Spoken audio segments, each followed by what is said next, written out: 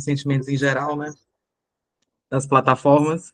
Então, César, fica à vontade. Obrigada pela tua disponibilidade. Eu agradeço mais uma vez a oportunidade de conversar com um grupo tão interessante, né, que vem desenvolvendo um trabalho tão interessante na nossa área, né, uma área bastante contra-hegemônica no campo da comunicação, principalmente, mas não só, né? Bom, eu estava comentando aqui, antes de começar, que tem um texto que circulou, que é o artigo que eu acabei de publicar na revista Eptic sobre inteligência artificial. Não é o meu tema de pesquisa habitual. Não tô, o foco da nossa pesquisa atualmente é a questão das plataformas e, normalmente, a minha aproximação dessas coisas é um determinado nível de abstração, vamos dizer assim, né? Mas é um tema que está muito vinculado à nossa problemática e eu senti uma necessidade de escrever alguma coisa no sentido mais abstrato e foi esse artigo que foi publicado agora recentemente, né? De uma certa maneira, reagindo a, a ou melhor, assumindo a necessidade de uma perspectiva marxista nossa em relação a esse tema, né? Lá eu vou trabalhar principalmente com o textos do professor Guglielmo Carchedi, que é um marxista de primeira linha, né, que tem desenvolvido um trabalho também nessa área e pronto, é o que foi publicado. Mas de lá para cá, pensando na preparação dessa aula de hoje, eu andei lendo umas coisinhas e resolvi sair um pouco desse roteiro. Como o texto todo mundo leu, a gente pode retomar mais depois no debate, mas inicialmente eu vou me referir um pouco a outras questões que eu andei observando aí, lendo alguns trabalhos interessantes, curtos, todos eles, sobre a problemática da inteligência artificial. Na verdade, não especificamente ou exclusivamente a questão da inteligência artificial, mas o conjunto da obra, vamos dizer, porque isso daqui faz parte de todos aqueles desenvolvimentos cuja raiz é o processo de reestruturação produtiva iniciado em função da crise estrutural dos anos 70. Tá? Isso daí eu não vou voltar a essa discussão, que vocês devem conhecer, né, dos meus textos aí, que a Helena gosta de trabalhar, né, principalmente um texto de 2002, que teve maior circulação, né, sobre a questão da terceira revolução industrial, do problema da subsunção do trabalho intelectual e dos desenvolvimentos que isso vai gerar. A minha ideia é que nós estamos hoje num estágio avançado da terceira revolução industrial, né, numa espécie de segunda fase, né, em que novos desenvolvimentos tecnológicos têm impactado o ambiente, e principalmente em uma situação em que a economia da internet ela acabou se configurando de uma determinada forma.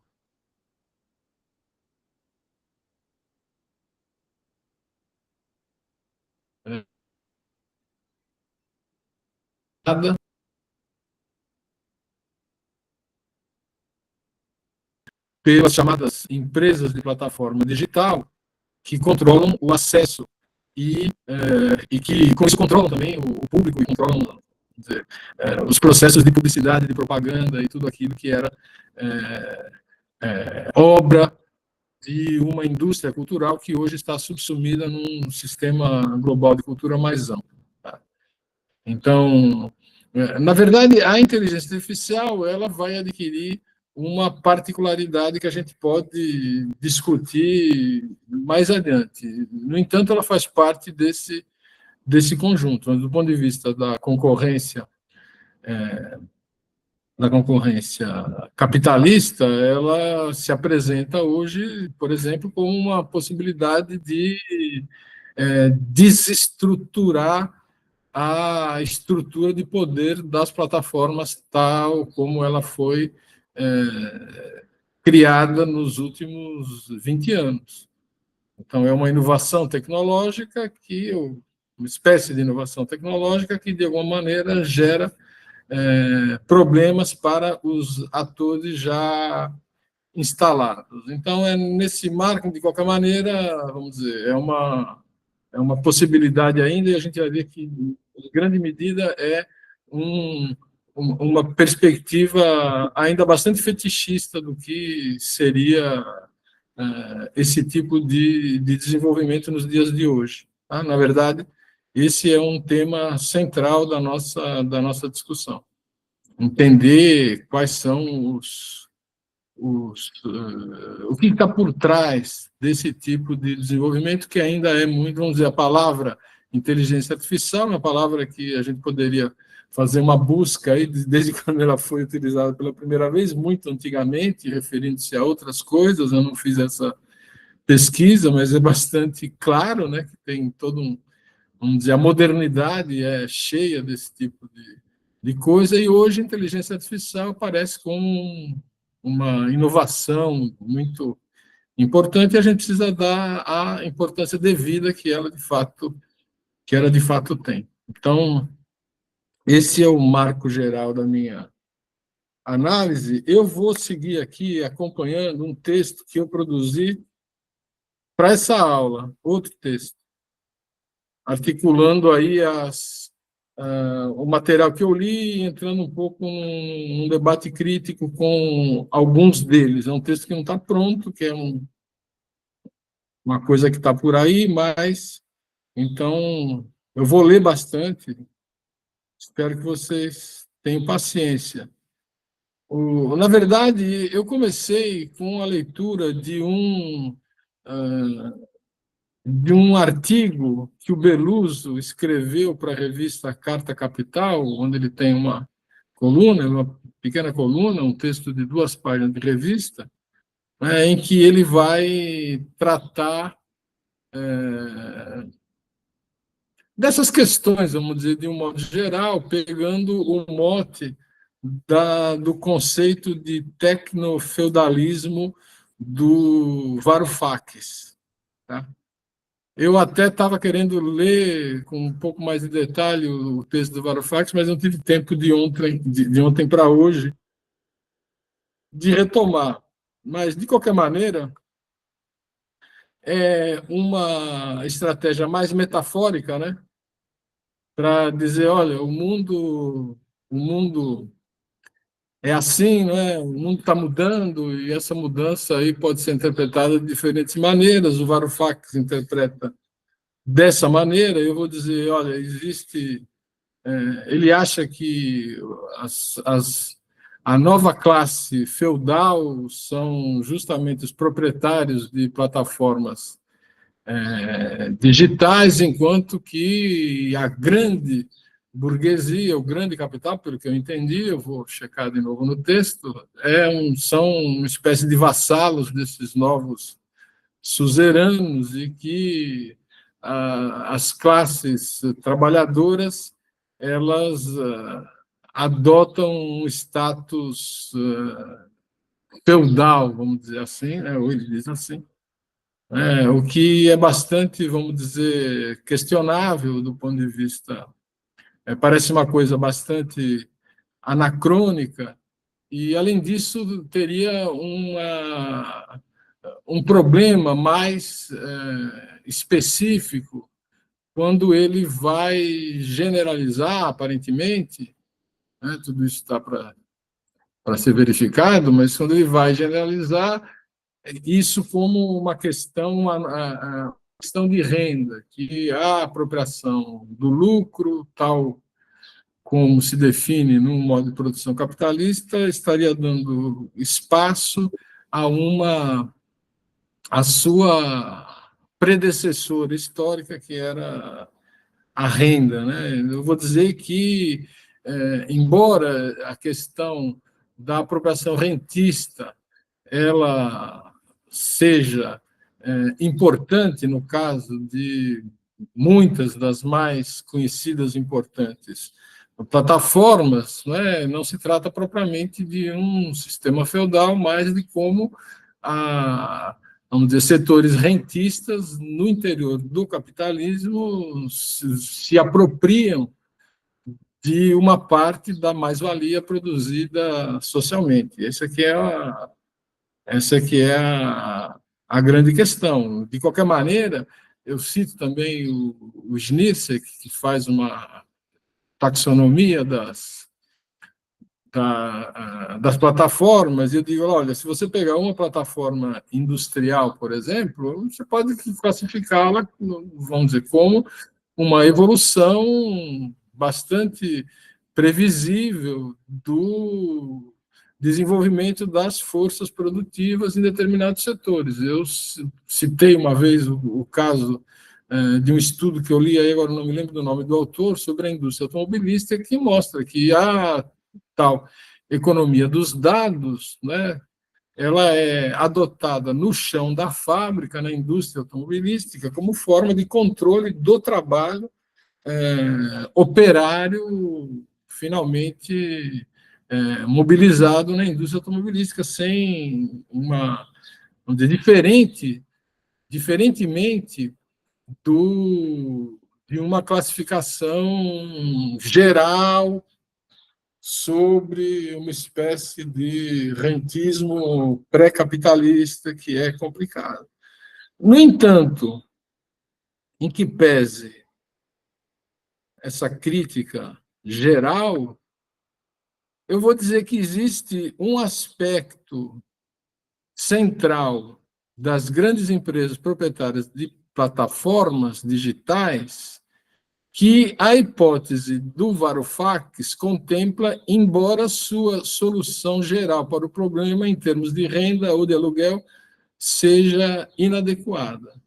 E aqui eu vou procurar um texto de um outro sujeito, também um texto curto, foi publicado no Outras Palavras, num cara chamado Douglas Rushkoff, que vai dar uma explicação, acredito que mais esclarecedora sobre a questão. Um pequeno artigo que ele publicou lá, não tive acesso a outros materiais do autor. Mas ele parte de uma ideia interessante da chamada Web 0.0, na definição do Tim O'Reilly, né, que afirma que as empresas de tecnologia que sobreviveram à crise das .com, né, ele se refere principalmente ao Google e ao eBay no início, tinham uma coisa em comum: elas haviam se tornado meta. Eu vou ler aqui o trecho agora. Quer dizer, elas eram por si só operações meta que simplesmente agregavam todos os que agregavam valor no nível abaixo. Quando ele estiver falando de valor aqui, não tem nada a ver com o valor tal como a gente define na teoria marxista do valor e etc. Eu vou dar logo essa explicação, porque nós estamos pensando na valorização do capital individual e, basicamente, a gente vai ver logo mais, uma valorização fictícia, do meu ponto de vista. Tá? Então, quando falar agregação de valor, tem mais a ver com a teoria convencional do que, evidentemente, com a teoria marxista ou com a teoria do valor do trabalho em geral. Aí eu vou ler um trechinho dele aqui. O que tornava um negócio verdadeiramente digital era o fato de ele ser capaz de subir um nível acima da concorrência. Cada novo nível representava um salto exponencial, de x para x ao quadrado, para x ao cubo e assim por diante. Uma plataforma de viagens torna-se meta diante das companhias aéreas, agregando os dados de todos os seus sites para mostrar os melhores preços. Um nível acima disso, um agregador desses agregadores pode mostrar qual deles está fazendo a agregação com maior eficiência. Não foque no conteúdo, insistiam especialistas como O'Reilly, mas na plataforma onde todos postam o conteúdo. E se já houver muitas plataformas, torne-se a plataforma das plataformas. Interessante. O autor usa a expressão de Peter Thiel, inspirado em René Girard, segundo o qual a competição é para perdedores. Para concluir que no mundo dos negócios o importante é evitar competir com todos os outros e, em vez disso, inovar no próximo nível. Essa é a lógica que está por trás do pensamento, vamos dizer, dessas pessoas que criaram esse sistema num determinado momento, um sistema econômico. Ele cita o caso do Zuckerberg, que adotou justamente o nome Meta para requalificar sua empresa. Ele vai dizer, em vez de imitar, ele transcendeu o jogo. Mas o mais interessante, eu vou dizer, vem no seguinte trecho que eu vou ler aqui também. O estilo pós-moderno de guerra empresarial, pós-moderno aqui, vamos dizer, como essas pessoas se definem, né? Ainda já pode entrar na discussão sobre a pós-modernidade, que é outra coisa. Né? É como essas pessoas se definem. O estilo pós-moderno de guerra empresarial, onde as corporações buscam ultrapassar umas às outras em seus paradigmas, repete-se nos mercados financeiros que as capitalizam. Os investidores correm para inventar novos derivativos e metaderivativos capazes de subsumir ou agregar os que vieram antes. Mas o verdadeiro salto ocorreu quando os negociadores se substituíram por algoritmos capazes de agregar dados de todas as plataformas de negociação e executar negociações de alta frequência em uma taxa e volume além da capacidade cognitiva de centenas de seres humanos. Esses mercados de derivativos rapidamente ultrapassaram a atividade de negociação tradicional nas bolsas de valores. A negociação de derivativos tornou-se tão importante que a Bolsa de Valores de Nova York foi comprada por sua Bolsa de Derivativos em 2013. O mercado de ações, já uma abstração do mercado real, essa é uma expressão marxista, né?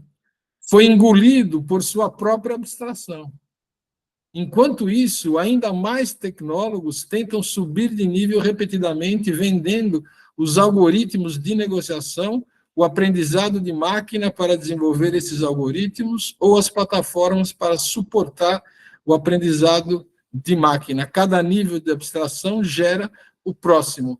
Esse trecho eu achei fantástico. Na verdade, ele está discutindo uma coisa que a gente vem discutindo também há muito tempo, que é a ideia, vamos dizer, das recorrentes abstrações que o desenvolvimento capitalista promove, e com ele a crescente desconexão da jogatina generalizada em que o sistema se transforma em relação ao mundo real, sobre o qual, não obstante, esse sistema financeiro e de valorização fictícia do capital precisa se assentar. Vocês estão acompanhando? Eu não caí, não, né? É porque eu estou lendo pedaços do texto aqui, eu não estou vendo. Tudo certo, até a internet está funcionando. É,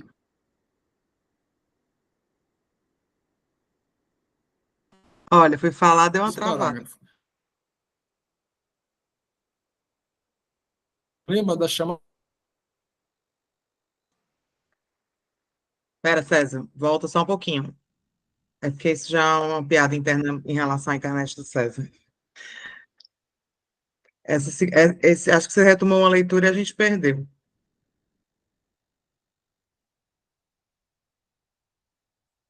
Deixa eu só estabilizar. Em breve ela será.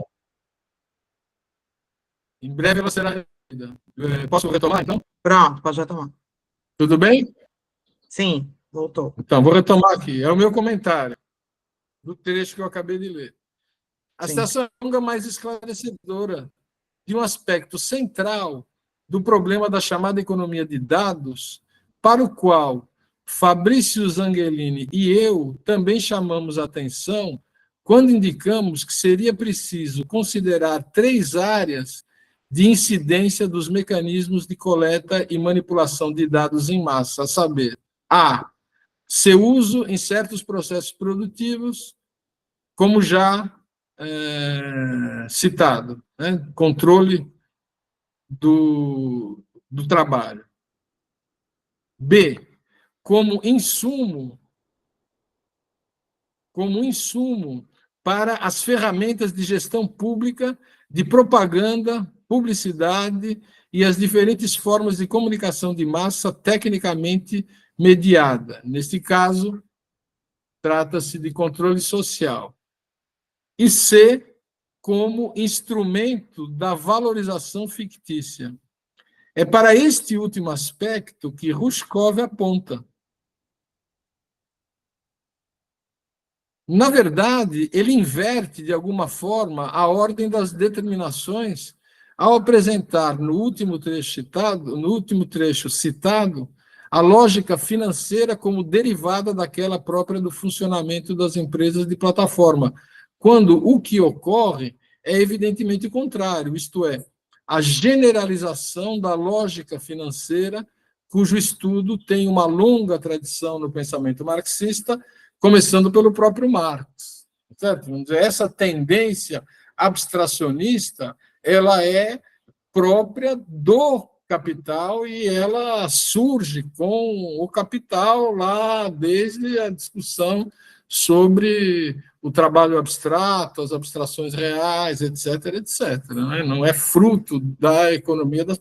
Pelo contrário, a economia das plataformas e a economia dos dados vai agregar, vamos dizer, níveis aí de abstracionismo à lógica inerente do desenvolvimento capitalista.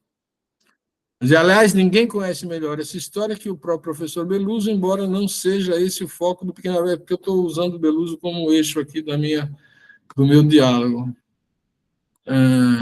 Mas o Beluso não está nesse texto, ele não está entrando nessa questão. Para Rushkov, o princípio por trás daquele processo recorrente, em que cada nível de abstração gera o próximo, é o do enunciado inicial da revolução digital. Qualquer coisa que importe pode ser digitalizada, o que inaugura a tendência de converter coisas em suas contrapartes digitais. O mais claro exemplo, para ele, do significado último desse movimento é o cripto.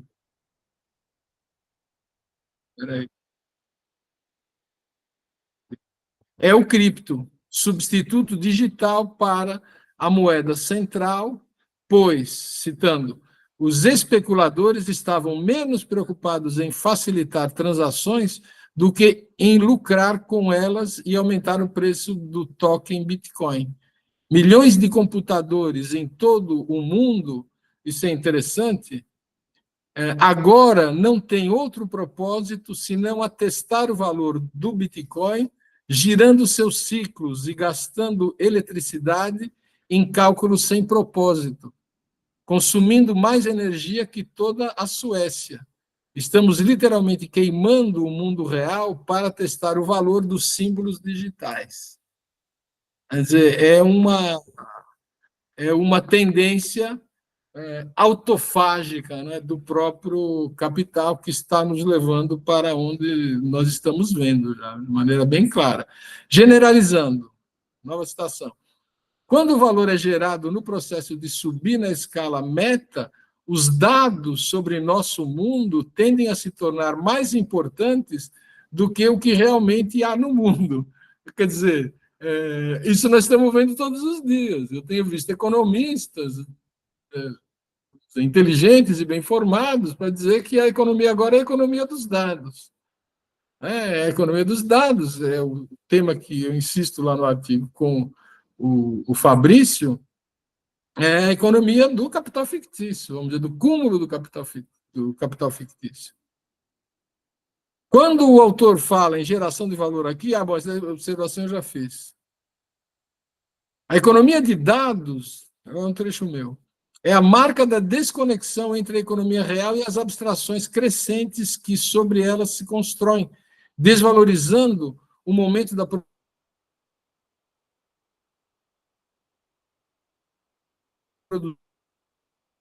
Grande cacique Vou te liberal. pedir só para voltar. Vou te pedir só para voltar nesse trecho teu, que falhou. Aqui Deixa eu só reconectar um pouquinho. do Mind. Oi? Oi, oi, oi.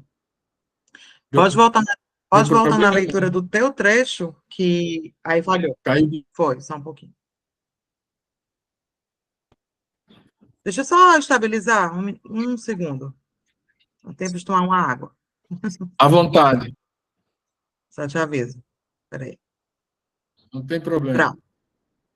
Agora melhorou. É porque dá para ver pela imagem que ela fica se perdendo também. Pela imagem dá para perceber. Quando todo mundo para, é porque alguma coisa aconteceu. É como eu estou colocando o texto na frente, né? Então, Não, às mas vezes eu tá, não tá de boa. percebo. Agora Tá de pode ir. boa. Então, aí ele vai usar, inclusive, um exemplo interessante, né, do, daqueles milionários que querem transcender a morte, né, se transformar em chips, se misturar com o VV. Eu lembrei até de um texto que eu escrevi há muitos anos, no começo da minha carreira, sobre o Max Headroom. Deve se encontrar por aí, eu vou procurar para citar, né? Que era um ser que foi gerado também assim, se transformou em bits e bytes e circula pelas redes. É uma coisa bem de ficção científica, né?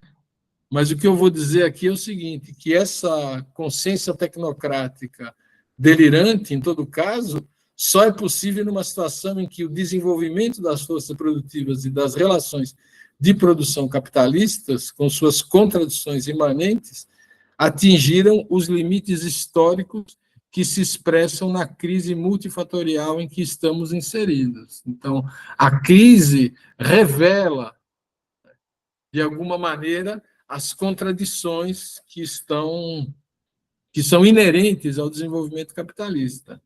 E um pensamento, se você considerar que é o ser social que determina a consciência, então essa consciência delirante, tecnocrática, vamos dizer, dos milionários proprietários de plataformas digitais e etc., ela está vinculada a um determinado tipo de desenvolvimento capitalista, que foi aquele que desenvolveu as plataformas digitais, os algoritmos, a chamada economia dos dados e a inteligência artificial, etc., etc., para a qual eu tenho dado uma explicação com base na subsunção do trabalho intelectual, da terceira revolução industrial, impacto sobre as relações sociais, etc. Né? Não vou entrar, como eu disse, nessa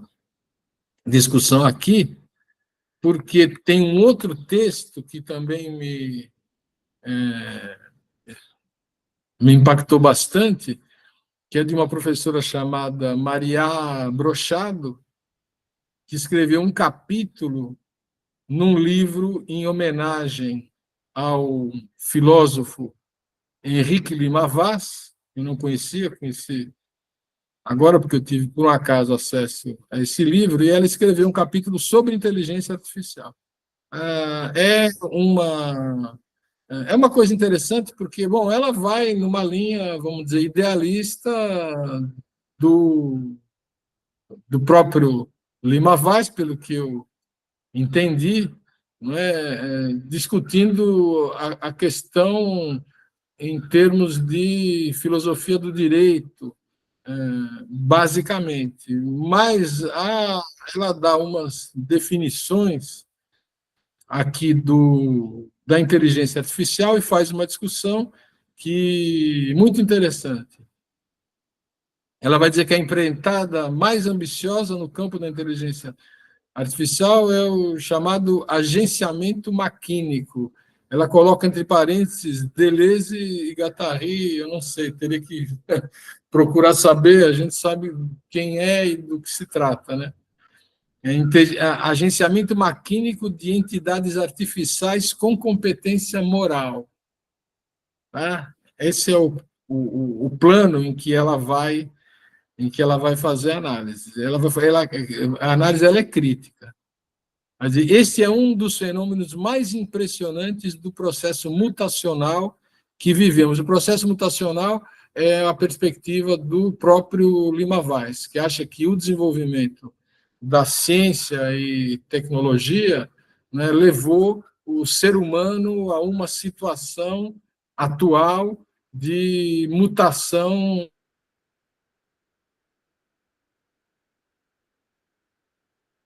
ao inédito.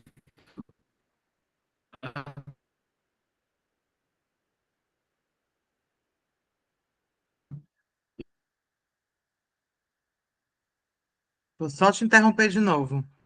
E Oi, oi.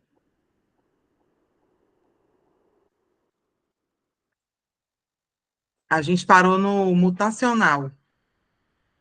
esse é um dos fenômenos mais impressionantes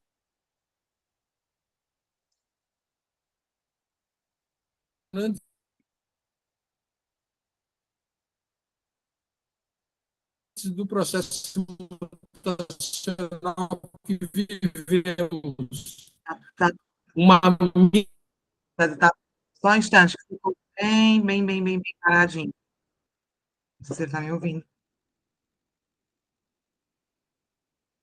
Oi.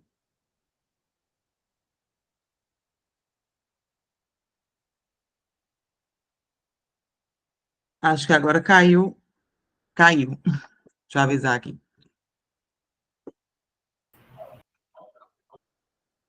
Voltamos?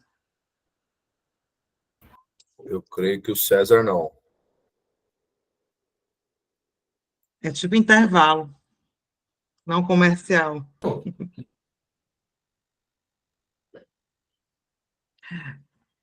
Deixa eu ver aqui. Oi, oi. Processar e guardar os textos.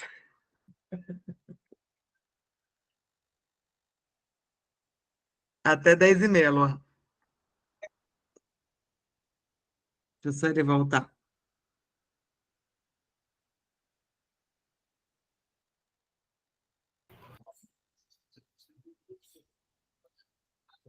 Aproveitar para pegar um café também, então, hein? Estou com inveja porque o meu acabou. Antes da aula começar, um erro. Tá falando de Fortaleza, Helena? Sim, por De enquanto. volta, então, também. Eu A voltei gente vai, quinta a gente vai passada. se ver na Caju daqui a pouco, né? É isso aí. Estarei lá. Eu cheguei quinta passada de Londres, agora em Nikit novamente. O É bom forno de voltar. Niterói. Porra, maravilha. Por aí o capitalismo está queimando tudo também? Também, também. Exato. Brabo, brabo. Essa porra destrói tudo.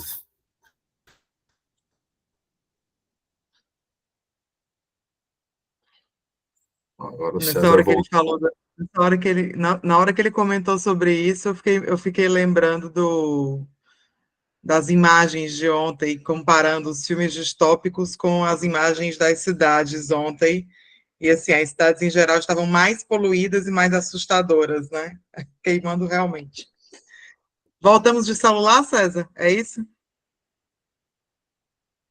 Só liga o microfone.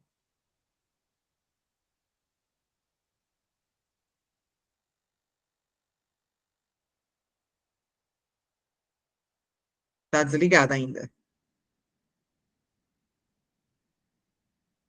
Você pode, tipo, colocar o celular assim perto no computador, que aí você continua lendo. Vocês estão me ouvindo? Agora, perfeito. Bom, espera aí, deixa eu A gente pegar aqui parou o... a gente parou no mutacional, quando você estava comentando a abordagem da Maria Abrochado. Não, mas é que eu não estava lendo tudo, né? Eu estava lendo um trecho aqui. Sim, sim, era num... Esse é um dos fenômenos mais impressionantes, é o trecho dela. Do processo mutacional que vivemos, uma mítica antropoformizante que ronda essas atividades computacionais. Isso é interessante.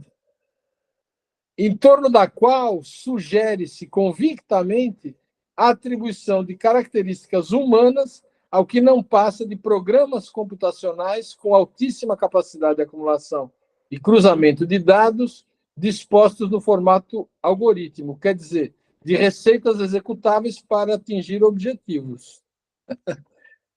O próprio conceito de algoritmo, diz a autora, assume uma aura antropoformizante que designa verdadeiras, entre aspas, verdadeiras entidades à espreita para controlar nossas vidas no imenso e complexo Big Data. Quando, evidentemente, a entidade, diz ela, por trás dos cálculos é o próprio humano, sendo esta antropoformização maquínica mais uma forma de alienação humana da sua própria essência. Bom, eu vou fazer a crítica mais adiante, eu vou continuar com a leitura dela, mas essa ideia de que o que está por trás é o humano justamente a visão idealista que ela tem, e no final ela vai ficar meio num beco sem saída, achando, vamos dizer, como é que o humano vai resolver esse problema, não é? Então, aqui é uma crítica, o texto não tem nenhuma referência a Marx ou ao marxismo, então essa é uma limitação que ela tem, mas eu vou deixar para fazer a crítica mais adiante. Ela vai dizer que o mito não é uma divindade, um espectro intangível, mas uma máquina virtual, parênteses, não é um Deus à imagem e semelhança, mas uma inteligência maquínica decalcada. Os cientistas da computação, citando, denominam inteligência artificial a área em que se desenvolvem processos longos, detalhados e enfadonhos de acumulação de dados que são levados a cabo por centenas de programadores, que há décadas vêm estabelecendo, por meio de programas que ficam memorizados na estrutura computacional, milhares de padrões passo a passo, que são os algoritmos, com o propósito de obter resultados similares à cognição humana. Esta é a característica principalmente... Esta é caracterizada, a consciência humana, a cognição humana, principalmente pela memória, pelo entendimento e pelo raciocínio, o que, no caso, são simulados pelo cruzamento de dados adicionados a computadores potentes, imitando com velocidade imbatível os processos de cognição humana. Até aqui está tudo certo. A noção complementar de aprendizado de máquina, ela vai, ou aprendizagem mecânica, ela vai definir assim: processos computacionais que otimizam a aquisição de informação, exponenciando a execução das tarefas programadas com mais eficiência, refinando habilidades a cada vez que se repetem estas tarefas numa sucessiva e crescente aquisição de melhores padrões computacionais sem intervenção imediata dos programadores humanos. Nesse sentido, é que a aquisição é considerada como aprendizado, ela coloca entre aspas. São, na verdade, programas que atuam sobre programas. Não se trata, é a minha interpretação, não se trata, portanto, de nada senão novas formas de automação, o que remete a uma problemática de longa tradição, mais uma vez, no marxismo, começando pelo próprio Marx. A ideia de programas que atuam sobre programas, por exemplo, poderia ser bem tratada em termos da questão da produção de softwares por meio de softwares. É um artigo meu com o Guilherme, já bastante antigo nessa altura, que recupera a definição de terceira revolução industrial, para a definição de terceira revolução industrial e seus desdobramentos, a concepção marxiana original da produção de máquinas por meio de máquinas, que está na origem, na minha leitura, da segunda revolução industrial. Na sua configuração atual, a automação através dos sistemas de inteligência artificial promete, agora eu cito ela, alcançar resultado similar ao da inteligência humana, com um propósito muito bem definido: a produção de resultados a partir da conexão entre ideias, expressas em dados, no caso, que simula a produção de conhecimento, entre aspas, típica dos humanos, libertando-nos de centenas de tarefas que passam a ser delegadas às máquinas, vez que estas, com maior velocidade e precisão, atingem os mesmos resultados que as atividades conectivas do sistema neural do cérebro humano atingem, que as conexões do cérebro humano atingem a duras penas. É nesse sentido que se diz que a máquina produz conhecimento, logo é inteligente, mas trata-se mesmo de uma imitação artificial do processo cognitivo humano e nada mais. Aí eu entro aqui com uma citação do Carqued que eu havia utilizado no texto que vocês tiveram acesso. Eu vou dizer, Carqued explica o fato nos seguintes termos, que é um autor marxista. O Carqued, uma vez que funciona com base na lógica formal, a IA carece do reservatório de conhecimento potencial do qual extrair mais conhecimento. Ou seja, na medida em que não tem a capacidade de conceber contradições, falta-lhe o humus do pensamento criativo, ou seja, a geração de conhecimento novo ainda desconhecido. A IA só pode recombinar, selecionar e duplicar formas de conhecimento realizadas, ainda quando, em tarefas como visão, reconhecimento de imagens, raciocínio, compreensão de leitura e jogos, possa ter um desempenho muito melhor do que os humanos. Na verdade, a grande vantagem dessas máquinas é a velocidade, é a capacidade de processamento de dados em altíssima velocidade, de uma massa de dados enorme, e esse é o sentido da coisa. No entanto, as capacidades criativas humanas não podem ser imitadas simplesmente por uma máquina. Não obstante, aqui é que vem a questão interessante dela. Embora o chamado aprendizado de máquina, ao mesmo tempo, ao termo e ao cabo, essa é uma citação dela, um programa de algoritmos que criam algoritmos para, segundo o sistema de feedback, preencher lacunas informacionais, visando atingir, a partir dos próprios algoritmos existentes, sem intervenção humana direta, o desempenho ótimo da máquina, é possível pensá-los em termos de ensinamento de conteúdo moral a máquinas que assim passam a relacionar-se com humanos com comportamento intelectivo e moral, vale dizer, tal como a máquina imita o conhecimento humano, seria possível que ela imitasse a moralidade humana também, servindo, então, inversamente, como um agente moral artificial. Aqui é que vem a doideira.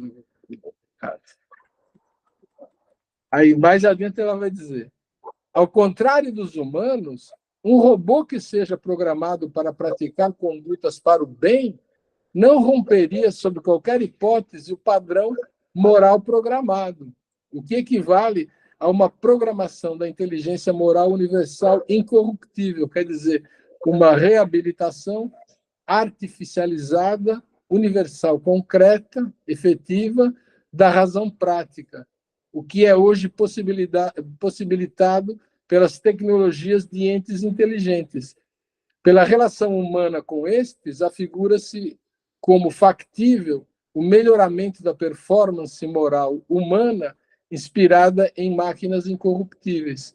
Tais práticas seriam pedagógicas na atuação de assistentes pessoais e artificiais. Eu parei por aí, porque ela vai dar exemplo aí de um cuidador de velho, uma pessoa que toma conta da criança, tal, que vamos dizer, pode ser substituída por uma máquina dessas incorruptíveis, ou pode ser influenciada pela existência dessas máquinas moralmente. Quer dizer, não é que ela acredite piamente nessa possibilidade. Ela já disse lá atrás que é um humano que cria, portanto, são os humanos que criaram os algoritmos, etc. Tem toda uma longa discussão nesse negócio sobre como os algoritmos incorporam preconceitos, racismo e tal, etc.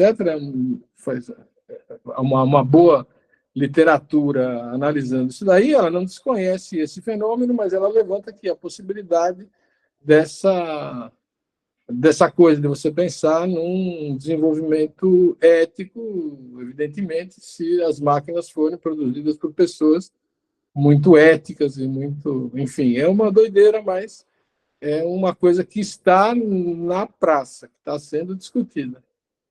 A autora desenvolverá em seguida essa problemática em termos da filosofia do direito, uma discussão muito interessante, a qual, não obstante, eu vou retomar, blá, blá, blá. Basta lembrar que a crítica da autora se dirige fundamentalmente à possibilidade festejada atualmente, segundo informa, pela neurociência e pela neurocomputação, de imputar às máquinas atributos éticos e de direito, redundando, de um lado, em personificação da coisa e outro, maquinização do humano, equiparado a seres que não consolidam as características da pessoa e, com ela, seu valor central, a dignidade humana. Bom, a crítica dela vai por aí, né? Na verdade, ela tem uma posição crítica em relação a essa coisa, né? Mas, vamos dizer, nós estamos chegando já no limite desse tipo de pensamento idealista. O resultado, vamos dizer, a crítica que ela vai fazer é dizer, olha, aqui há um processo de reificação e há um processo de desespiritualização. Ela usa essa expressão como a expressão do Weiss, dizer, o ser humano ele é rebaixado de uma certa maneira na medida que você o compara a seres que não têm o atributo essencial do humano, que é a dignidade humana. Essa é, vamos dizer, em resumo, para não ir muito longe. E ela vai fazer, eu vou ler a conclusão, a gente está bem de tempo, né? Ok. Ela vai tirar a seguinte conclusão. Uma verdadeira, que nós estamos levando, vamos dizer, a conclusão dela é baseada no próprio Lima Weiss. O progresso técnico está nos levando a uma verdadeira mutação, marcada pela contradição entre a gênese e o desenvolvimento do processo que libertou os humanos das amarras da natureza, sua capacidade de postular fins e valores, o atual estágio da evolução humana enquanto espiritualidade e o progresso científico e tecnológico chegou a uma objetificação tal da realidade que torna o humano como ser catalogável, desespiritualizando ao suprimir dele seu destino rumo a fins e valores superiores e intocáveis a qualquer forma de reificação. A civilização tecnológica, ao mesmo tempo em que nos trouxe uma pleiade de bens materiais, os quais representariam libertação das amarras da natureza rumo a uma vivência mais elevada, rompeu com o nosso telos essencial ao suprimir em nós o próprio sentido de espírito. É dizer, a maquinização primorosa implicou em nossa desespiritualização, atingindo o nosso metabolismo espiritual. Eu achei interessante essa conclusão e eu vou dizer o seguinte a respeito dela. Aqui teríamos um bom ponto de partida para o diálogo com as teorias sobre o desenvolvimento, tanto de Marx ou da ontologia de Lukács, quanto de Furtado, mas a perspectiva vaziana da autora não lhe permite avançar até aí, pelo menos não no texto em exame, presa a uma visão idealista que em nenhum momento questiona o fato de que o que se encontra por trás do mito das máquinas pensantes não é o humano propriamente, mas o capital, e que é a irrupção deste na cena histórica a responsável pela mutação de ordem ontológica que hoje atinge os limites por ela verificados, em que a coisa passa a dominar o sujeito. Ora, essa é a velha discussão do Marx, é o que caracteriza o capitalismo. Vamos dizer, tem toda a discussão, que evidentemente não vou entrar aqui, mas que está lá no capítulo 5º e no capítulo 14 que a gente fez, né? Lá a discussão sobre o caráter natural do valor de uso, o caráter historicamente determinado do valor, etc. Tem toda uma questão aí que é o que está no fundo desse negócio e que nos daria uma boa explicação para esse fenômeno. Evidentemente, ela não tem alcance, porque não tem o conhecimento da obra do Marx e das discussões em torno da obra do Marx para chegar aí. De qualquer maneira, eu acho que o que eu quis fazer quando recuperei essa contribuição é mostrar que nós temos a explicação desse fenômeno, porque a explicação desse fenômeno é a explicação do desenvolvimento capitalista, né, do que significa o surgimento do capital na história da humanidade, em termos de inversão ontológica, eu chamei num determinado momento, né, porque a coisa passa a ser o sujeito e o sujeito passa a ser subordinado à coisa, ainda que um plano mais geral, onde o sujeito continua sendo sujeito, né, a não ser que os delírios que eu estava falando lá se cumpram em algum momento, né? Enquanto isso, o sujeito continua sendo o sujeito. Então, essa crítica, vamos dizer, a gente poderia desenvolver aqui na nossa perspectiva de maneira bastante, uma crítica, vamos dizer, do ponto de vista mais filosófico, né? A partir da recuperação do Marx e de outros autores como Lukács e o próprio Furtado, que vai um pouco nessa linha também aí dos fins e dos meios, mas numa perspectiva também, de uma certa maneira, pode classificar como materialista histórica. Tá? Então, essa foi a ideia. Aí eu vou dizer que, presa nessa visão idealista, em nenhum momento questiona, mas o capital... Aí eu vou voltar ao Beluso, porque o Beluso cita um texto do Franco Berardi, que fala nos seguintes termos sobre o dilema com que se confronta o capital nesta quadra histórica. O Berardi vai dizer o seguinte, citado pelo Beluso: o capital deixou de alugar a força de trabalho das pessoas, mas compra pacotes de tempo, separados de seus proprietários ocasionais e intercambiáveis. O tempo despersonalizado tornou-se o agente real do processo de valorização e o tempo despersonalizado não tem direitos nem demandas. Apenas deve estar disponível ou indisponível, mas essa alternativa é meramente teórica, porque o corpo físico, a despeito de desconsiderado juridicamente, ainda tem que se alimentar e pagar o aluguel. E o próprio Beluso vai concluir esse ponto dizendo o seguinte: hoje, as plataformas invadem todos os espaços outrora ocupados pelo comércio, pela finança, pelos serviços, pela publicidade e pela produção. O capitalismo das plataformas transforma a possibilidade do tempo livre na ampliação das horas trabalhadas, na intensificação do trabalho, na precarização e empobrecimento do óleo queimado que sobrevive na bolha cada vez mais inflada dos trabalhadores em tempo parcial. Ele segue na leitura do Berardi, que vai fazer uma definição de automação psíquica. a gente vai começar a ficar com o pé um pouco atrás, mas, de qualquer maneira, até aqui está tudo bem. Ele vai dizer, o próprio Beluso vai dizer que as empresas de plataforma se ocupam, sobretudo, do controle dos corações e mentes. Isso é interessante, tá? Porque ele é um economista, talvez o economista político mais importante vivo, né, do Brasil hoje, né?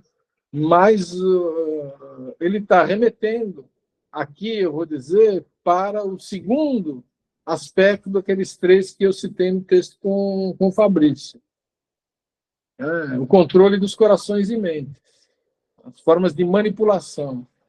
Os processos conscientes, diz ele, são substituídos por reações imediatas, simplificadoras e simplistas, quase sempre grosseiras, corpóreas. Nesses soluços de presunção, a consciência inteligente, o pensamento e os próprios sentimentos desempenham um papel modesto. Convencidos da universalidade de seu particularismo, os indivíduos mutilados executam os processos descritos por Franz Neumann em Behemoth, seu livro clássico sobre o nazismo. Aquilo contra o que os indivíduos nada podem e que os nega é aquilo em que se convertem. Eu achei interessante, eu vou dar agora o meu texto o parágrafo de conclusão, que ainda não terminou, né? Eu preciso avançar um pouquinho sobre essas discussões aqui, entrar com outras questões, mas eu vou dizer o seguinte: é interessante notar que a referência a esse livro de Neumann também foi feita recentemente por Bastos, Souza e Fusaro em um artigo sobre desinformação, tema fortemente vinculado ao das plataformas digitais. As referências, aliás, ao nazismo são recorrentes nas análises críticas dos sistemas de mediação social desde a velha indústria cultural analisada pioneiramente por Adorno e Horkheimer. Vale notar ainda, sobre o artigo de Beluso, que o autor acaba por dar maior relevância, e com razão, ao aspecto B das funções da economia de dados acima referida, chegando a citar, em conclusão, um trecho de Roberto Finelli sobre a transhumanização das formas de controle, transcendendo o plano restrito que outros pretendem definir para a crítica da economia política.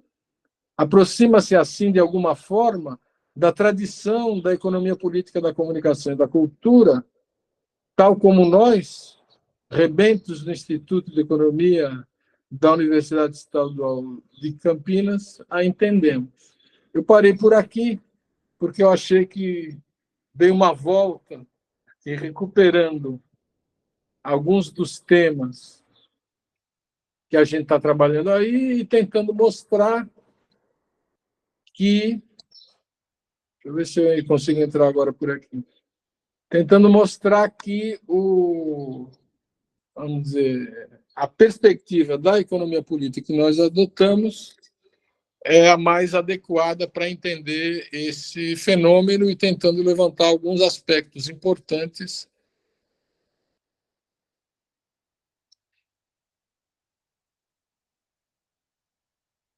Eu estou tentando entrar aqui agora, não sei o que quer dizer. Pode tentar entrar. É no computador, né? Mas tá bom também no celular, viu? Tá bem bom. Ficou bem estável. Agora só acho que volta o microfone.